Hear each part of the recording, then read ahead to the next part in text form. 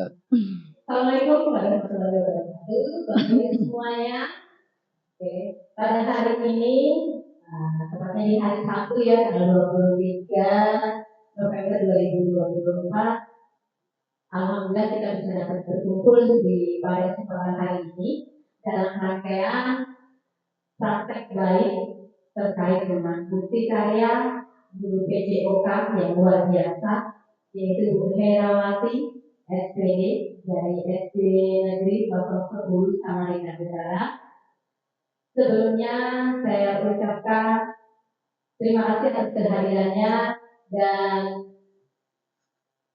juga yang terhormat kepada Bapak Kepala Sekolah SD Negeri 010 Samarinda Utara dan kepada teman-teman yang berbahagia pada kesempatan hari ini.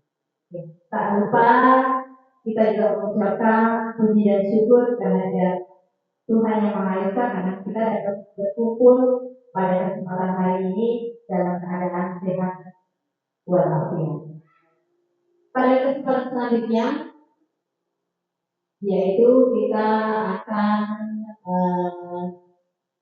mendengar beberapa patah kata dari Bapak Kepala Sekolah sebagai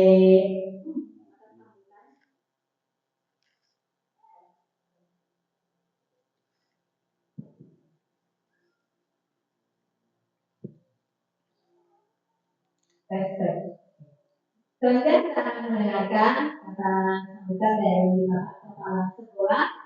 Untuk kesempatan dan waktunya saya persilakan.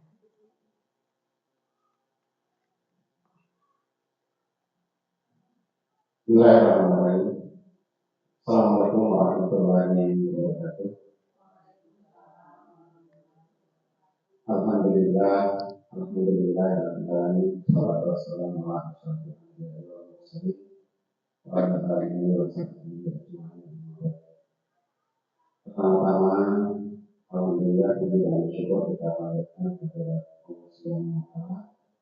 Di pagi yang cerah ini kita bisa berkumpul di ruangan ini dalam rangka berbagi ilmu, berbagi pengalaman, salawat serta salam kepada Bapak kita kepada junjungan kita Muhammad SAW.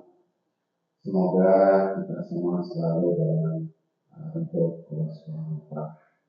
Bapak Ibu yang kami hormati, kami atas nama Kepala Sekolah mengapresiasi kegiatan yang dilakukan pada hari ini.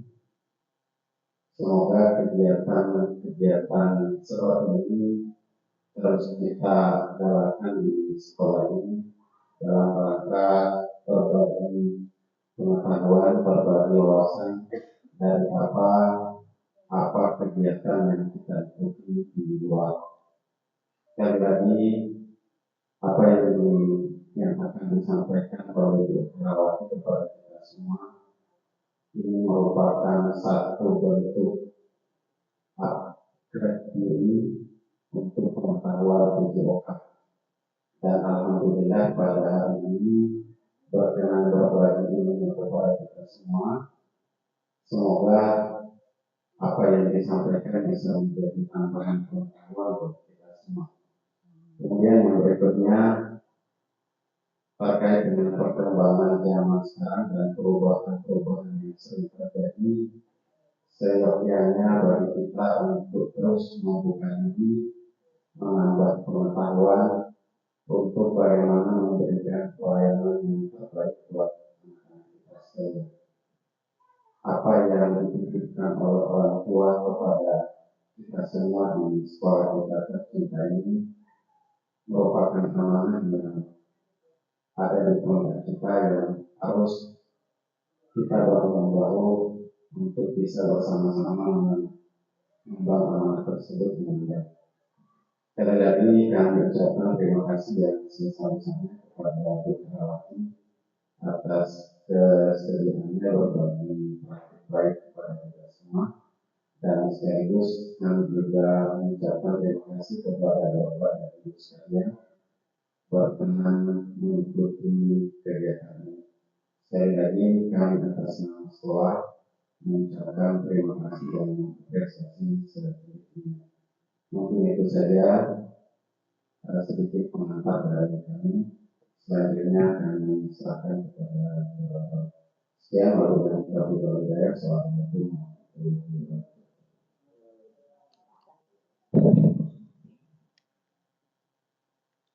Terima kasih untuk sambutannya. Kemudian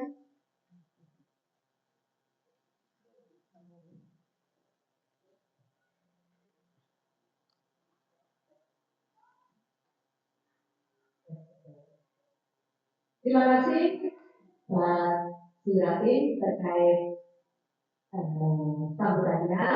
Selanjutnya kita akan bergabung dalam kegiatan praktek baik bukti karya PKG PJOK dalam keterampilan pedagogi guru PJOK yang berpusat pada peserta didik. Selanjutnya saya serahkan kepada narasumber kita Ibu Herawati SP. Kita berikan tepuk tangan untuk Ibu Herawati.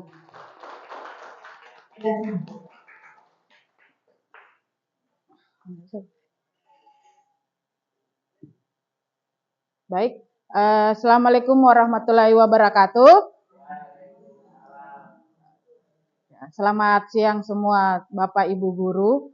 Terima kasih atas kehadirannya untuk hari ini dan terima kasih atas partisipasinya untuk hari ini untuk saya yang hari ini membagikan bukti karya.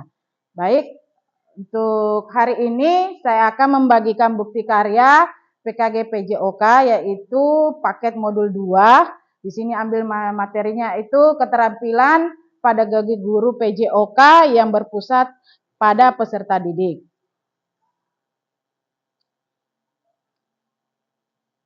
Nah, di sini pertama yaitu modul 2.1 ada keterampilan mengajar PJOK yang efektif.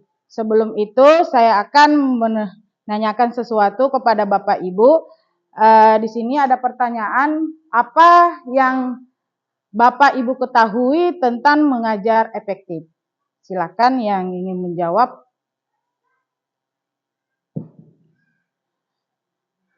Ada Bapak Ibu? Silakan. Ibu Dwi. Terima kasih atas kesempatannya.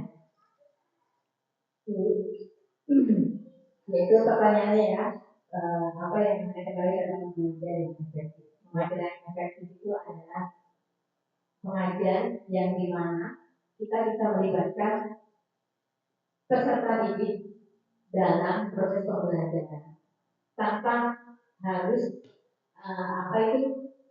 mengesampingkan proses pembelajarannya yang menurut saya kalau misalkan kita mengajar itu biasanya kita ada segi seperti pemanfaatan, tapi di sini kalau untuk tentang mengajar yang efektif itu mengajar yang sesuai dengan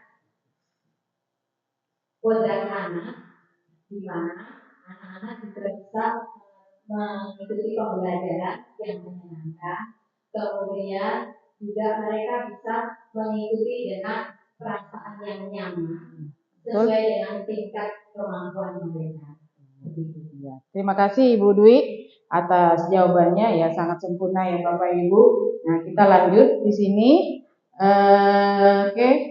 Nah, di sini konsep mengajar efektif. Mengajar efektif yaitu tujuannya pembelajaran. Secara umum, pengajaran yang efektif, praktek Bapak Ibu itu dalam memfasilitasi pengalaman belajar yang bermakna bagi peserta didik dan yang menghasilkan capaian yang diinginkan. Jadi, pelajaran efektif itu pengajaran materi yang kita capai. Ya. Terus, pengajaran efektif membutuhkan berbagai strategi, teknik, dan pendekatan untuk melibatkan peserta didik untuk mengembangkan pemahaman dan keterampilan dan mendukung ke seluruh tubuh kembang mereka. Ya, betul kata Ibu Dwi di situ. Jadi pengajaran efektif ini kita harus tahu dulu capaian apa yang kita mau capai di materi tersebut. Jangan langsung kita mengajar doang begitu. Tidak. Jadi kalau kita buat modul kan kita pasti ada tujuannya. Tujuan apa yang kita akan capai. Ya. Oke, Bapak Ibu, kita lanjut. Nah, di sini tujuannya. Tujuan mengajar efektif ada 4, yaitu meningkatkan pemahaman siswa. Nah, di sini memastikan siswa memahami konsep-konsep yang diajarkan. Pertama. Kedua, mengembangkan keterampilan siswa. Di sini membantu siswa mengembangkan berbagai keterampilan seperti komunikasi, kolaborasi, dan pemecahan masalah. Selanjutnya, ketiga, menemukan minat belajar mereka. Nah, di sini membuat siswa tertarik dan motivasi untuk belajar. Keempat, mencapai tujuan pembelajaran, memastikan siswa ini mencapai kompetensi yang diharapkan. Saat kita membuat modul ajar, kita harus tahu sebelum kita membuat modul ajar minatnya. Oh, kita bisa tahu, oh ini minatnya siswa kita ini segini. Ini dia sukanya membaca misalnya. Ini dia sukanya menggambar. Nah, sama dengan kita PJOK. Siswa ini sukanya dia cuma mendengarkan materi aja, memahami materi, tapi di lapangan dia tidak bisa melakukan. Nah, itu dia Bapak Ibu ya. Terus di sini memahami siswa apa hari ini yang mereka inginkan. Misalnya kalau di PJOK ya Bapak Ibu, biasa gerakan kalau kelas 1 2 itu apapun materi kita berikan dia suka. Nah, kelas 5 6 dia itu pasti ada kayak moodnya yang tidak menyenangkan ya. Kadang dia ini pelajarannya ini Bu, bisa Bu ganti, Bu bisa ini ganti gitu ya. Bapak Ibu ya. Jadi kita harus memahami dulu pemahamannya siswa, terus kita menumbuhkan minat belajarnya, lalu kita mencapai tujuan pembelajarnya. Oke, selanjutnya. Nah, di sini ada ciri-ciri mengajar efektif Bapak Ibu ya. Ada 6. Nah, di sini yang pertama memvariasikan metode. Nah, menggunakan berbagai metode pembelajaran untuk mengakomodasi gaya belajar yang berbeda-beda. Selanjutnya, menciptakan lingkungan belajar yang kondusif, menciptakan suasana kelas yang nyaman, aman, dan mendorong partisipasi siswa. Jadi, kalau di dalam kelas itu kan kadang mereka mejanya itu berhamburan. Jadi, sebelum kita mulai pembelajaran, kita mulai dari awal dari hal yang terkecil dulu. Dari mejanya, sampahnya, supaya mereka nyaman untuk belajar. Terus memberikan umpan balik yang konstruktif. Nah, di sini memberikan masukan yang jelas dan spesifik untuk membantu siswa memperbaiki kinerja mereka. Selanjutnya, keempat, menggunakan teknologi. Nah, sekarang kan banyak teknologi kita bisa gunakan Bapak Ibu. Apalagi zaman sekarang itu perkembangan teknologi sangat canggih ya. Nah, di sini memanfaatkan teknologi untuk memperkaya pengalaman belajar siswa. Jadi sekarang Bapak Ibu guru tidak susah-susah lagi, bukan Google lagi yang kita mainkan. Ada Gemini, ada Chrome, ada kuis, ada pokoknya banyak lah Bapak Ibu ya. Terus kelima, mengembangkan keterampilan berpikir tingkat tinggi. Nah, di sini kita mendorong siswa untuk berpikir kritis, kreatif, dan analitis. Nah, seperti di apa pelajar Pancasila kan. Nah, di situ ada berpikir kritis, kreatif dan sebagainya. Nah, selanjutnya terakhir berpusat pada siswa. Di sini menempatkan siswa sebagai subjek dalam pembelajaran, bukan hanya penerima pasif informasi.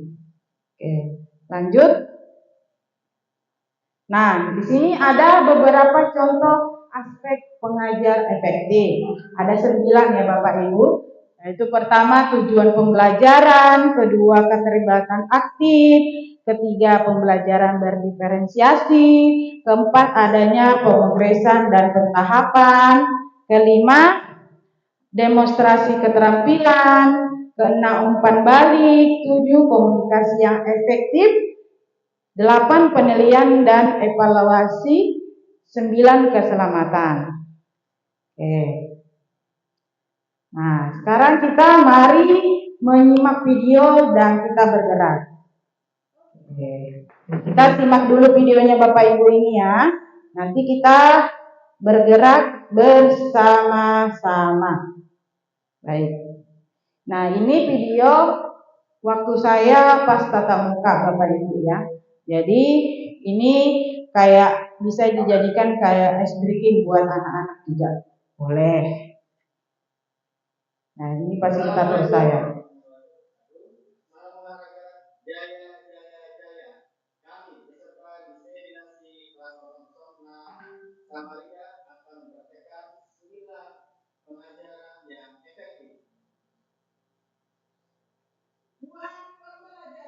Nah, kayaknya yang tadi pertama tujuan pembelajaran. Baik, kedua keterlibatan siswa aktif.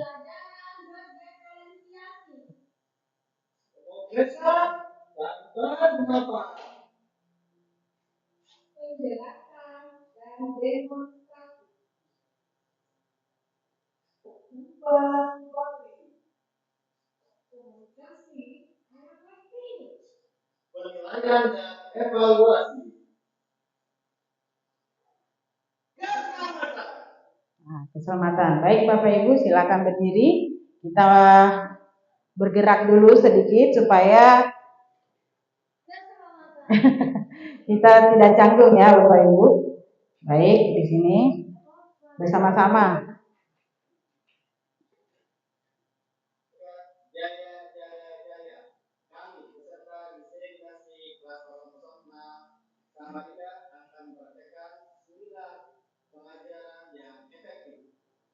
Oke, tujuan pembelajaran. Oke, pertama tujuan pembelajaran. Oke, terus kedua, nah, keterlibatan siswa aktif. Jadi dia kayak pemeluk. Keterlibatan siswa aktif. Nah, ketiga. Nah, dia cuma begini aja. Pembelajaran berdiferensiasi. Baik. Ketiga. Oke. Pemrograman dan pentahapan. Oke. Selanjutnya. Ya, jadi dia gini. Penjelasan dan demonstrasi. Nah. Lanjut. Nah, ini yang paling mudah Bapak Ibu bisa hafal. Umpan balik. Ya. Selanjutnya. Nah, komunikasi efektif. Jadi berkomunikasi ya Bapak Ibu ya, berkomunikasi. Oke. Penilaian dan evaluasi. Nah, penilaian dan evaluasi. Oke. Terakhir. Nah, iya, keselamatan. Bisa? Oke, satu kali lagi Bapak Ibu ya.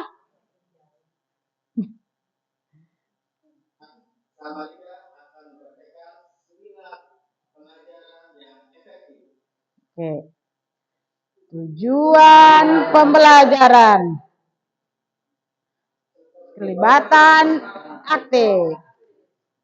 Pelajaran diferensiasi. Pemberian.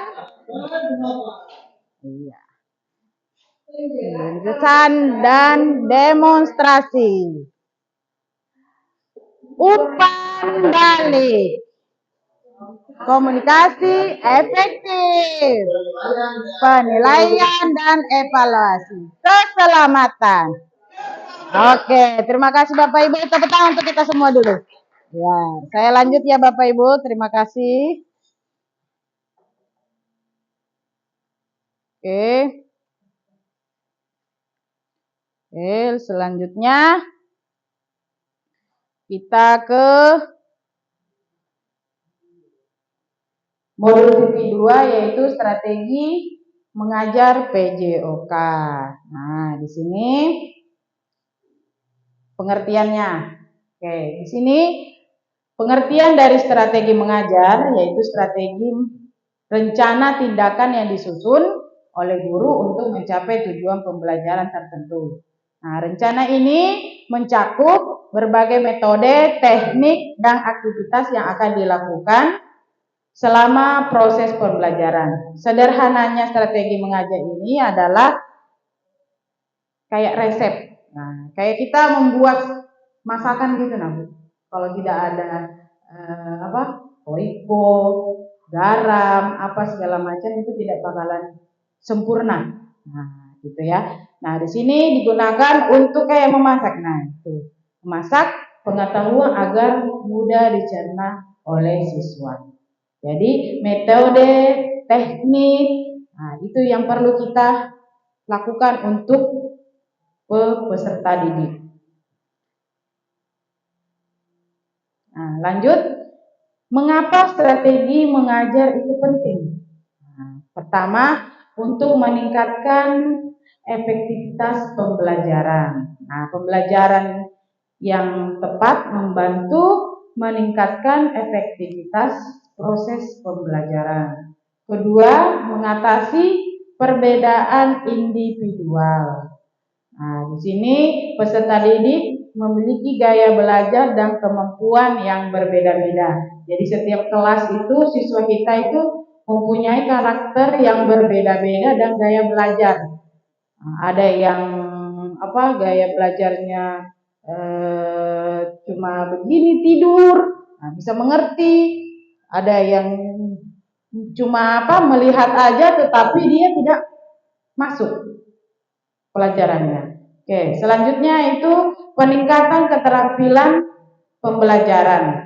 Nah, di sini strateginya yaitu pembelajaran yang efektif yang membantu peserta didik dalam mengembangkan keterampilan pembelajaran yang penting seperti berpikir kritis, analitis, dan kreatif. Nah, selanjutnya menciptakan lingkungan belajar yang positif.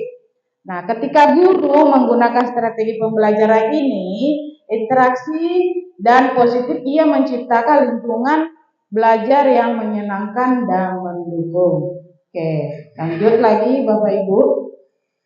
Nah, tujuan utamanya strategi mengajar itu, satu, meningkatkan pemahaman siswa. Kedua, membuat pembelajaran lebih menarik. Ya, jadi mereka tidak bosan apa pelajaran hari ini yang diberikan. Misalnya kadang-kadang anak-anak itu bosan Bapak Ibu setiap hari kalau itu pelajarannya. Makanya kalau di PJOK itu kita berkreasi bagaimana anak-anak itu bisa menarik, bisa berkreatif. Terus di sini mengembangkan keterampilan siswa. Nah, di sini selain mengetahui pengetahuan, strategi mengajar juga bertujuan untuk mengembangkan keterampilan berpikir kritis, komunikasi, dan pemecahan masalah. Lanjut, terakhir itu mencapai tujuan pembelajaran. Nah, di sini setiap strategi yang dipilih harus selaras dengan tujuan pembelajaran yang telah ditetapkan. Lanjut.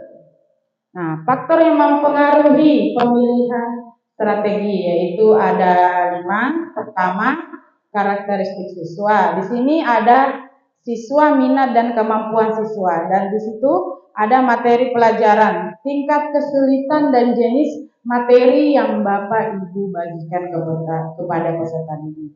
Nah, terus tujuan pembelajaran, apa yang Bapak ingin capai di materi tersebut. Nah, setiap kita mau membuat modul pasti ada tujuan pembelajaran. Apa yang ingin Bapak Ibu capai? Ya, apa yang Bapak Ibu inginkan kepada peserta didik? Apa hasilnya? Gitu. Terus waktu yang tersedia, durasi pembelajaran. Nah, waktunya mau dua kali pertemuan, 1 kali pertemuan, 3 kali pertemuan ya Bapak Ibu. Nah, sarana dan prasarana, kesediaan alat dan bahan. Ya, alhamdulillah untuk kesediaan sekolah kita ini masih proses bertahap ya Bapak Ibu. Jadi bersabar aja, mudah-mudahan tahun depan bisa kita sarana dan prasarana kita ini sudah memadai. Oke, lanjut. Oke, inilah dia contoh strategi mengajarnya Bapak Ibu. Ada 2 saya ambil di sini, yaitu pertama pembelajaran berbasis masalah. Siswa diajak untuk memecahkan masalah nyata yang berkaitan dengan materi pembelajaran. Kedua, pembelajaran berbasis proyek. Nah, siswa membuat proyek yang berkaitan dengan materi pembelajaran. Oke, sekarang kita modul 2.3, model pendidikan gerak. Nah, di sini ada yang tahu nggak manfaat gerak bagi tubuh? Mungkin Bu Fitri ini, soalnya dia guru PJOK nih. Silakan Bapak Ibu. Oke.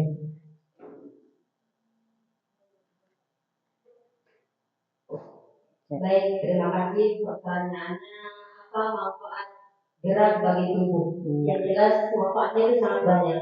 Yang pertama dari segi kesehatan ya, baik jasmani maupun rohani. Kemudian pola berpikir juga akan lebih baik jika kita banyak bergerak ya. Betul. Jadi pikiran menjadi positif. Oke, itu saja. Oh iya, terima kasih tepuk tangan untuk Ibu Fitri. Baik. Jadi manfaat gerak bagi tubuh itu sangat luas ya Bu, Bapak Ibu, baik untuk kesehatan apa segala macam. Karena kita kalau tidak gerak, badan kita itu akan kaku. Ya, coba Bapak Ibu seharian baring, pasti itu menurun drastis kayak ngantuk. Nah, terus kayak malas dan minat makan kita aja itu kayak berkurang, ya. Oke. Nah, di sini pengertian dari pendidikan gerak atau movement education. Nah, di sini adalah semua model pembelajaran dalam pendidikan jasmani atau physical education atau PJOK dalam konteks pendidikan di Indonesia yang menekankan pada pengajaran komponen dan konsep gerak. Nah, konsep-konsep ini meliputi kesadaran tubuh, usaha, ruang, dan keterhubungan. Nah, tujuan utamanya di sini dari pendidikan gerak adalah untuk membantu individu mengembangkan kesadaran tubuh, koordinasi, kreativitas, dan kemampuan pemecahan masalah melalui berbagai aktivitas gerak. Nah, di sini ada manfaatnya. Manfaat pendidikan gerak yaitu pertama mengembangkan kognitif. Nah, meningkatkan kemampuan berpikir kritis, analitis, dan kreatif. Nah, terus kedua, mengembangkan fisik, meningkatkan kekuatan, kelenturan, keseimbangan, dan koordinasi. Selanjutnya, mengembangkan sosial emosional. Di sini meningkatkan kepercayaan diri, kemampuan kerjasama, dan keterampilan komunikasi. Terakhir, mengembangkan kreativitas. Jadi di sini membantu individu mengeksplorasi berbagai ide dan gerakan baru. Saya lanjut, Bapak Ibu. Nah, di sini tujuan pendidikan gerak ada 3. mengembangkan aspek fisik. Di sini ada meningkatkan kebugaran jasmani, kekuatan, kelincahan, membentuk postur tubuh, mencegah obesitas dan penyakit menular lainnya. Terus kedua, mengembangkan aspek mental. Nah, jadi tujuan bergerak itu supaya aspek mental kita itu apa ya? Berfokus, konsentrasi dan meningkatkan kayak percaya diri. Terus terakhir, mengembangkan aspek emosional. Nah, kadang kita kalau tidak bergerak memang emosi. Sering emosi ya Bapak Ibu ya, apalagi tanggal tua itu sering emosi kita. Oke, lanjut ya Bapak Ibu. Oke, di sini kelebihan dari model pendidikan gerak. Nah, ada 4. Yang pertama, murid memiliki kesempatan untuk mengembangkan ide gerakan sesuai arah guru. Lanjut, kedua, kembangkan kreativitas. Ketiga, menumbuhkan kepercayaan diri dan mengurangi kecenderungan merasa malu dengan publik. Terakhir, melibatkan semua domain. Nah, di sini kognitif, motorik, dan efektif. Oke, di sini ada contoh pendidikan gerak yang saya ambil ada 4, ada di permainan, ya. Di permainan di sini saya ambil permainan tradisional, terus tarian, ya, berbagai jenis tarian tradisional juga, senam. Nah, di sini kita bisa menggunakan senam aerobik, ritmik atau yoga, terus aktivitas bebas. Nah, mungkin Bapak Ibu di rumah juga sering beraktivitas yang ada di layar di sini, duduk, baca koran, nonton TV, dan lain-lain. Oke, lanjut di modul 2.4. Sebenarnya ada 5 Bu Bapak Ibu modulnya 2.5 saya mau berikan sama Ibu, tapi kemarin di rencana tindak lanjut saya sudah saya bagikan tentang SEM ya. Nah, modul SEM. Nah, ini terakhir ya Bapak Ibu, 2.4 yaitu model pendidikan kebugaran. Oke. Nah, di sini pengertian model pendidikan kebugaran. Model pendidikan kebugaran adalah salah satu model pendidikan jasmani kesehatan yang dapat digunakan dalam kegiatan belajar mengajar. Tujuan utamanya dari model ini adalah untuk mempromosikan kesehatan kebugaran fisik peserta didik melalui mengembangkan pengetahuan, keterampilan fisik, serta sikap dan perilaku yang sehat. Nah, model pendidikan kebugaran ini berusaha menciptakan lingkungan pembelajaran yang mendukung dan memperdayakan peserta didik untuk meraih kesehatan fisik, psikologis secara optimal. Oke, lanjut di sini tujuan model pendidikan kebugaran ada 3. Yang pertama, meningkatkan kebugaran jasmani. Tentu Ibu Bapak Ibu sudah tahu ya. Di sini meningkatkan kekuatan otot, meningkatkan kelenturan, terus membentuk pola hidup sehat, ya. Nah, mencegah penyakit tidak menular, menanamkan kebiasaan hidup aktif. Jadi Bapak Ibu selalu aktif supaya badan kita sehat. Nah, terus terakhir meningkatkan kualitas hidup. Meningkatkan di sini kualitas hidupnya yaitu meningkatkan energi dan vitalitas, meningkatkan kualitas tidur, mengurangi stres, dan meningkatkan kepercayaan diri. Lanjut. Nah, manfaat model pendidikan kebugaran. Nah, manfaat ini tidak hanya terbatas pada aspek fisik ya Bapak Ibu, tetapi juga mencakup aspek mental dan sosial. Ya, pertama, mencegah penyakit kronis, seperti penyakit jantung, diabetes, dan hipertensi. Meningkatkan kesehatan mental. Jadi, kalau Bapak Ibu merasa stres, ya harus bergerak. Harus badannya harus bugar ya. depresi, dan kadang juga ada yang kecemasan. Terus meningkatkan kualitas hidup, meningkatkan energi, produktivitas, dan kualitas tidur. Nah, selanjutnya meningkatkan prestasi akademik. Oke, lanjut. Nah, di sini ada contoh-contoh model pendidikan kebugaran. Nah, pertama di pendidikan kebugaran di sekolah, jam 6 pagi, ya. Jadi kita setiap hari Jumat itu dalam 2 kali sebulan ya. 2 kali sebulan itu kita ada kegiatan senam pagi, Bapak Ibu. Mungkin Bapak Ibu sudah pernah melakukannya. Memulai hari dengan senam pagi bersama dapat meningkatkan semangat dan kebugaran siswa. Kita sudah lakukan setiap 2 kali sebulan, setiap hari Jumat. Terus ekstrakurikuler juga menyediakan berbagai pilihan olahraga seperti basket, sepak bola, voli, dan taekwondo. Nah, itu contoh-contohnya pendidikan untuk kebugaran di sekolah. Untuk pendidikan kebugaran di komunitas, bisa kita melakukan kayak senam aerobik di taman.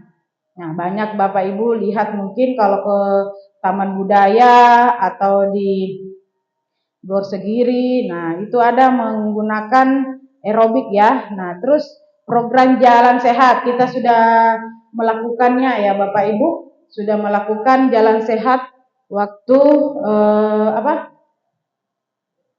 hari Jumat. Nah, itu program jalan sehat juga dalam 1 bulan kita gunakan. Kita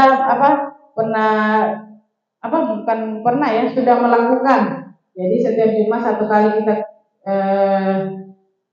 lakukan. Di Jumat itu ada 1 minggu sekali jalan sehat, 2 kali sebulan senam, dan 1 kali seminggu itu kita bersih-bersih. Oke, lanjut. Nah, di sini ada pertanyaan Bapak Ibu, silakan. Oke, silakan.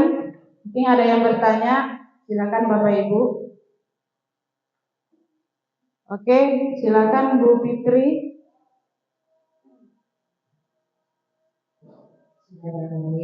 Terima kasih Ibu atas kesempatan yang diberikan kepada saya. Ya. Dari apa yang sudah dipaparkan sungguh luar biasa, sangat banyak pengetahuan yang terutama diri saya pribadi dapatkan. Ya. Namun ada hal yang perlu saya pertanyakan. Ya. Yaitu apabila kita menjumpai murid yang sudah menguasai yang namanya latihan dasar atau gerak dasar, siswa itu sudah menguasai. Ya. Apakah masih perlu kita berikan gerak dasarnya atau kita langsung ke intinya? Mungkin ini yang perlu saya tanyakan Ibu. Terima kasih banyak. Assalamualaikum warahmatullahi wabarakatuh. Terima kasih Bapak, terima kasih Ibu Fitri ya. Di sini pertanyaannya sungguh luar biasa. Langsung saya jawab. Ya, jadi untuk apakah murid perlu diajari atau dilatih gerak dasar ya, begitu ya Bu Fitri ya. Ya, tentu perlu ya Bapak Ibu. Soalnya gerak dasar itu sudah kita lakukan pada mulai dari dia TK, SD, SMP sampai kita orang tua. Karena semakin kita terlatih gerak dasar, maka akan semakin baik hasil belajar dan tingkat penguasaan murid terhadap gerak dan keterampilan yang sifatnya khusus. Misalnya kita sebagai guru PJOK mengajar dan melatih gerak dasar, ini bisa mengembangkan atau kita lahirkan kayak model pendidikan geraknya, ya, mulai dari TK, SD, SMP sampai kita tua. Gitu. Bagaimana, Bu Fitri? Sudah jelas? Oke, terima kasih. Silakan. Ada lagi yang bertanya? Oke, silakan Pak Bayu. Waalaikumsalam warahmatullahi wabarakatuh. Baik, Terima kasih atas waktunya. Ini saya mau bertanya tentang bagaimana cara menjaga kebugaran. Kebugaran ya Bapak. Oke. Oke, untuk menjaga kebugaran itu Bapak Ibu sudah tahu ya, kayak mana kita biasa menjaga kebugaran. Yang pertama yaitu kita harus makan makanan sehat, mengkonsumsi makanan yang bernutrisi, terus kayak seperti sayuran, buah-buahan, tidur secara cukup, istirahat yang cukup, dan melakukan aktivitas yang baik, begitu. Sudah, Bapak Ibu? Oke, kita break sebentar karena ada azan.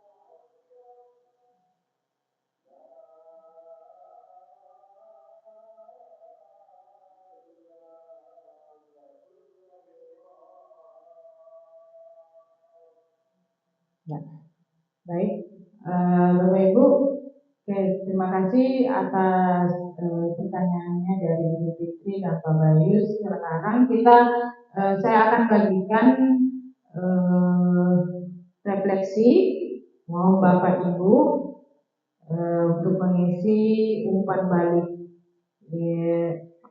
materi yang saya bawakan hari ini. Nanti saya kirim di grup ya Bapak Ibu. Bentar.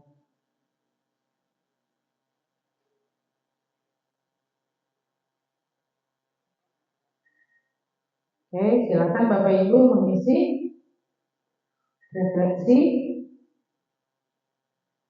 Ada saya kirim di grup.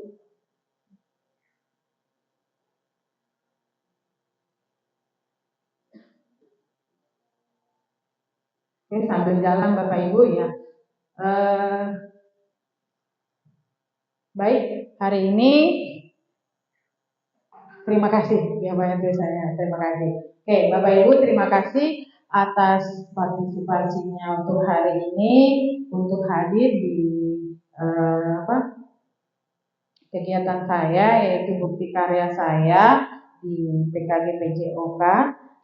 Terima kasih atas kehadirannya. Semoga Bapak Ibu selalu diberikan kesehatan dan mudah-mudahan kita selalu dilindungi oleh Allah Subhanahu wa taala, diberi panjang umur, kesehatan dan sebagainya. Baik, Saya akhiri, wabillahi taufiq wal hidayah. Wassalamualaikum warahmatullahi wabarakatuh. Saya kembalikan ke moderator.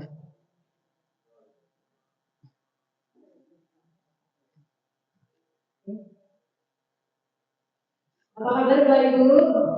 Iya. Semangat ya. Terima kasih Bu Hera telah berbagi terkait dengan sakit baiknya yang barusan kita sudah dengarkan ya pemaparan beliau.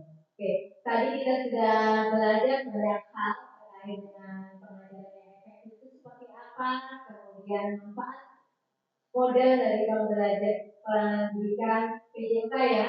Tentunya di situ ada berbagai tujuan pembelajaran mengajar efektif, yaitu ada meningkatkan pemahaman siswa, kemudian mengembangkan keterampilan siswa, kemudian juga menumbuhkan minat belajar serta mencapai tujuan pembelajaran yang lebih bermakna dan efektif. Oke,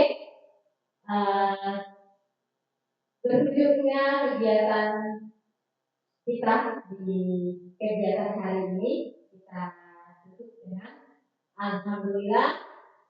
Mohon maaf atas segala kekurangan baik dari sikap maupun tutur kata saya yang kurang berkenan.